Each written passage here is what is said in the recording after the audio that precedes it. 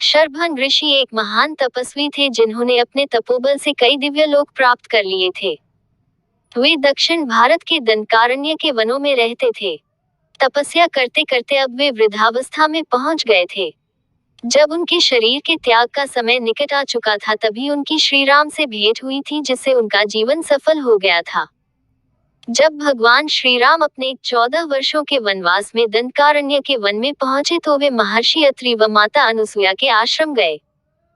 वहां उनसे भेंट के बाद महर्षि अत्रि ने उन्हें बताया कि अब वे आगे जाकर शरभंग ऋषि से मिले क्योंकि उनके जीवन का अंत समय निकट आ गया है, इसलिए वे उनकी प्रतीक्षा कर रहे हैं। महर्षि अत्रि से आज्ञा पाकर श्री राम माता सीता व लक्ष्मण के साथ शरभंग ऋषि के आश्रम के लिए निकल पड़े।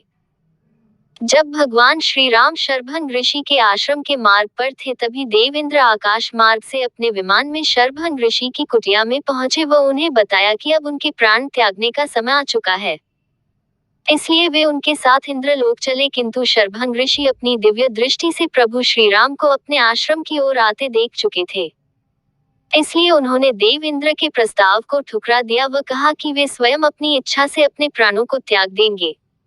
ऋषि शरभंग से यह आदेश पाकर इंद्र वापस अपने धाम को लौट गए।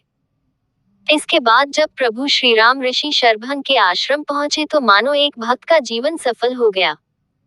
ऋषि शरभंग ने स्वयं भगवान विष्णु का इस पृथ्वी लोक पर मानव रूप में दर्शन कर लिया था, जो उनके लिए किसी भी लोक को प्राप्त करने से बेहतर था। श्री राम के दर्शन के बाद ऋषि शरभंग ने अपनी देह का त्याग कर दिया व प्रभु विष्णु के लोक में चले गए।